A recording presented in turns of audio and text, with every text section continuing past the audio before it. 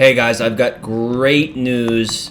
If you're not up to date on what's been going in Lionhearts, we've released a massive update last month, which has totally changed the meta with factions. If you think you're familiar with Lionhearts factions, think again. It's been totally reworked, totally rethought. Everything's changed fundamentally, and it's made it to a much more elaborate, complex, and dynamic system with a lot more possibilities. If you like Game of Thrones, stay tuned. This is the update for you. We got faction betrayals. We have uprisings and revolts and rebellions. You can conquer factions. That's right. Not just their territory, but you can vassalize them. And of course, if you're vassalized, you can revolt under the yoke of the tyrants that are oppressing you. This is a major, major update. We've worked very hard on it. Let me show you what's going on. Just hit the faction icon here in the game, and I'll show you exactly what we've done. What you're going to see here is all the factions in the hierarchy page are independent factions only. There are no annexed or subjugated, what we call vassal factions in the hierarchy page. What we have here instead is the power ranking page, which shows every faction vassal or no, and what their power ranking is. You can see the symbols next to them represent in what condition and what status they're in. The first is their status. The second is their condition. And I'll explain what those are a little bit later. So I'm just going to go back to the hierarchy page. I'm going to click the Ayyubid Sultanate, and boom, there it is. The Kingdom of Cyprus is a tributary of the Ayyubid Sultanate. They were conquered. What happened is you take a faction's capital for 48 hours and hold it, and the faction becomes your vassal. And then you were given, as the leader, you were given 4 options for what to do with that faction. You can annex them, which is a heavy honor cost, which basically makes them a part of your empire. They go to your raids, they go to your all your events, all their territory shows up as your territory. It's basically assimilating them into the Ayyubid Sultanate or whatever faction's conquering. The next one is a tributary, which is what Cyprus is here. Tributaries have to pay a fee and stay vassalized for a month. So their treasury gets leaked out into their ruling faction's treasury. It's basically, oh, I conquered you, you have to pay me, and then you're liberated. After the end of that, they get their faction territory back, at least the capital, and they're free. And then a non-aggression pact, which I'll talk about later, is signed between the two factions. The next one is something called a protectorate. The protectorate actually has to be voluntarily entered, so a faction can request to become a protectorate if they want to be a vassal for whatever reason. And this basically starts a voluntary tributary agreement. Now, the last type is something called a puppet state. This is the most heavy honor cost, and essentially what happens is if I conquer you, I can replace your leader with the leader of my choice at a heavy, heavy honor cost. Now, what this does is it essentially means that I get to pick who the leader of that faction is be, with some conditions. 1, the leader has to already be in that faction, and 2, he has to be a high rank. But let me pose a hypothetical situation. I'm the Ayyubid Sultanate, I conquer Cyprus, I make them a puppet, and I've been grooming secretly one of their high ranks, and basically have been a spy for me for months, and I make them the leader, and so now the Cypriots are a puppet state, and they will be indefinitely unless Cyprus decides to revolt. Now, only the leader can revolt, and so the leadership would have to change, obviously, because it's a puppet. But more on that later.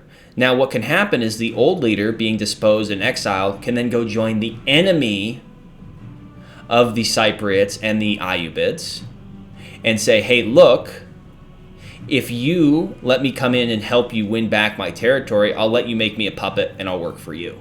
And then that leader can go in there, earn its way back up, conquer his faction back, and then be appointed a puppet back. And given that he's exiled people can now be unexiled, and he could be made the leader once again. So this is just one hypothetical. I know it's complicated, but just think that's just one of the potentials with this update. Think about the drama and how fun that would be, or not fun, chaotic for many people, but entertaining to say the least. I'm going to click on the faction menu here. Here we have an independent, stable faction, the Ayyubid Sultanate. You can see their info, leader, status, honor, power ranking, members, condition, treasury, description. Okay, instead of reading it all off, I'll explain it to you. The status represents what faction status they are in. I'm not going to use a circular definition here. I'll explain to you. Essentially, what we were just describing is what status the faction is. I said I wasn't going to use a circular definition, and I keep saying status. The status represents if the faction is independent, if it's annexed, if it's a puppet, if it's legacy status, or if it's a tributary. So it's either you're independent or you're a vassal, or you have legacy status, which protects you from certain conditions, which I'll talk about later. We also have condition type. This shows the faction's relationship with itself. Status is relationship to everybody else, whether it's a vassal or not. Condition is its relationship to itself. So right now it's stable, but if I go into stability here, you can see there's rebellion, coups, and election. Those are different conditions. There's also legacy. I'm sorry, legacy is a condition, it's not a status. So essentially, your stability changes each week based on your honor, your power ranking, your treasury, and your active troops over the last week. And so it goes up and down. Now we started everybody else high, so a lot of them are still high, but some of them, such as the naughty Templars, are getting very close to dangerous territory.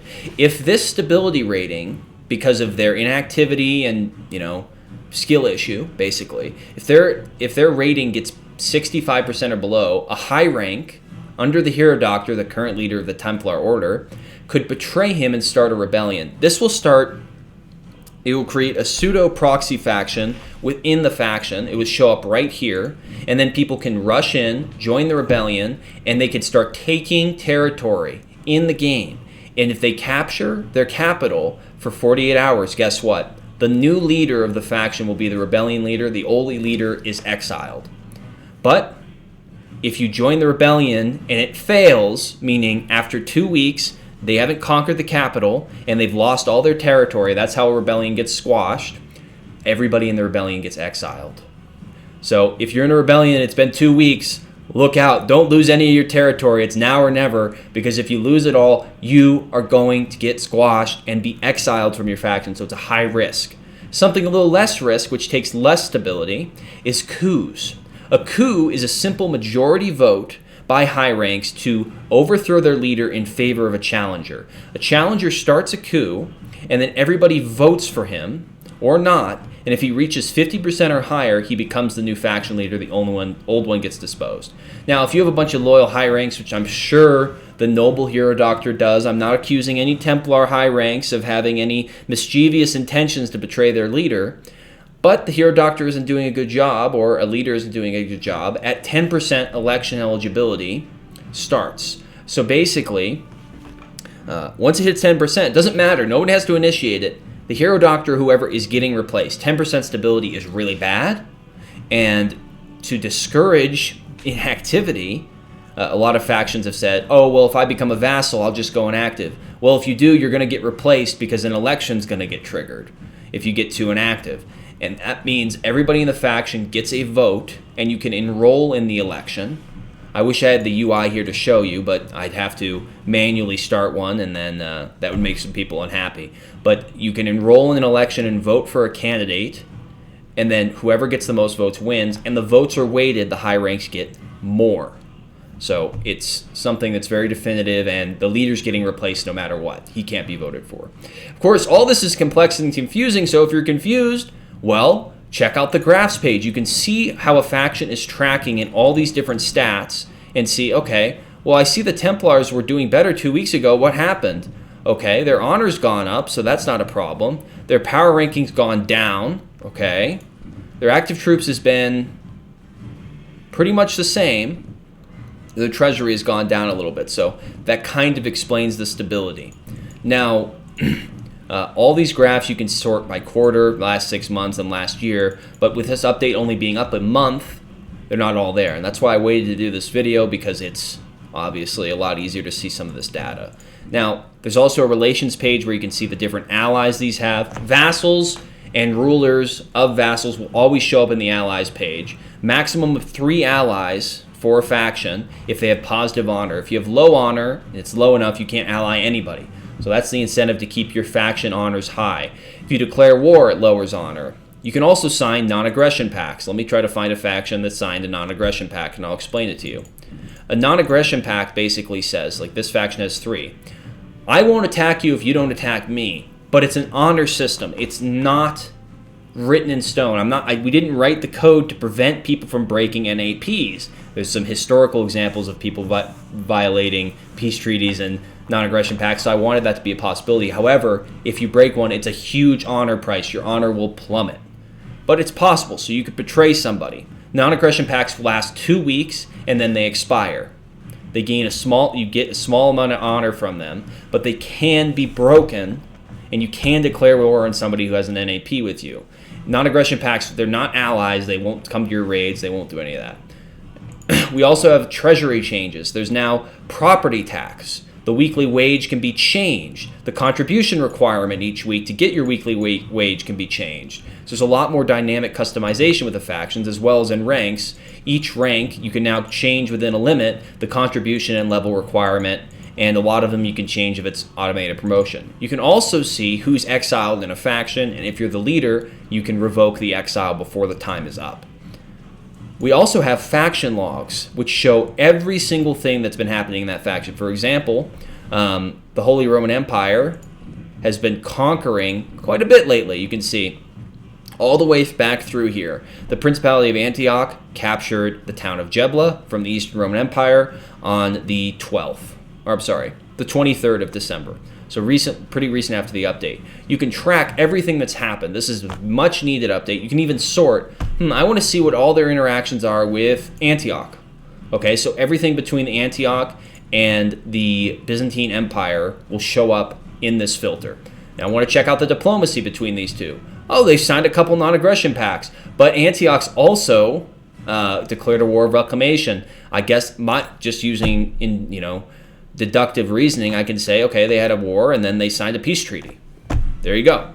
A war of reclamation is one of the types of wars you can declare now. There are many types of wars you declare. Before, you couldn't declare war. People were just always enemies or they were allies.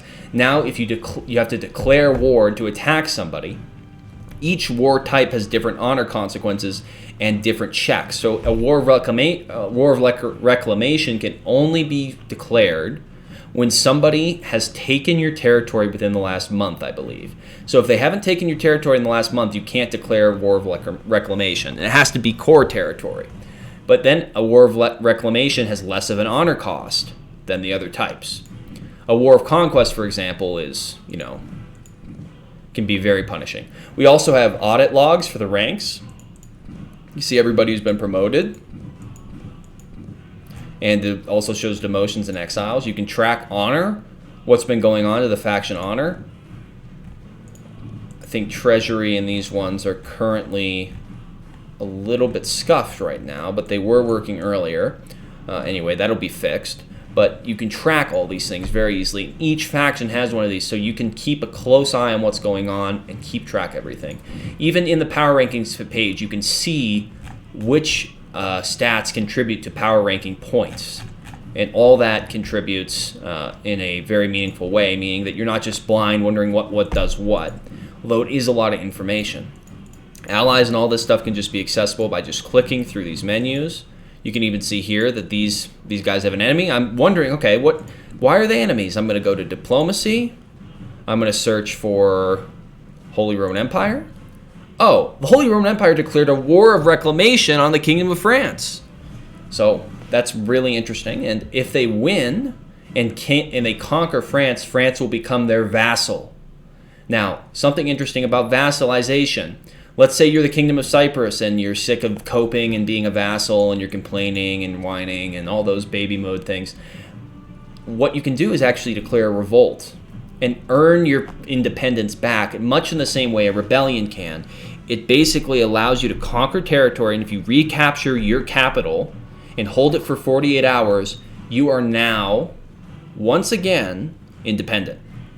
So holding a capital for 48 hours is really the key piece of trying to change something.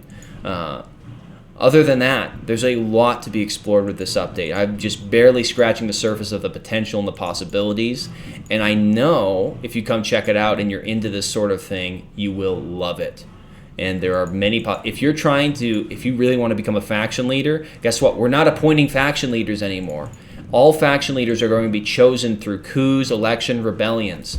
So if you want to become a faction leader, now is the time. Go into a faction, start a coup, start a rebellion. I'm not necessarily saying that'd be wise to betray your leader, but you could also get elected. That's not betrayal. That's totally honorable. Now, something interesting. Oh, this is too difficult. Leaders are going to be punished. No, we've also to counter that included a positive incentive called legacy status, or legacy condition rather. Essentially, if you stay at 90% or plus stability for a month, you get legacy status. What does that mean? It means you as a leader are protected from rebellions, coups, and elections. Even if you have a bad stability week, if your activity goes down, you're still protected. The thing is, you just have to maintain above 90%. If you go below it 1 week, you don't lose legacy status. You lose legacy status by averaging about 60% over the course of 4 weeks. So it's very easy to keep if you're a good leader. So we're rewarding good leaders. We don't want good leaders to be replaced. We want bad leaders to be replaced. We want bad leaders to be couped. We want bad leaders to be rebelled against so that the best people can find themselves forward. And we're going to be totally hands off with picking leaders. With the exception of banning leaders if they break the rules, we're not going to be touching leadership. So, and even if we did ban a leader, an election would start. So a new leader would be chosen. Legacy leaders can also choose heirs. So if I'm Leozen Gallant of the Kingdom of France, or however you pronounce that, Leozen Galante, okay, if I'm him and I get legacy status, and after 6 months I say, I really want to step down, I don't want to be the leader anymore, I can appoint an heir, and then the heir will be made leader if I'm in legacy status. So legacy leaders can also appoint heirs. You can see this is a very well thought out system. I'm not even touching the surface, as I said, of everything that this system can do.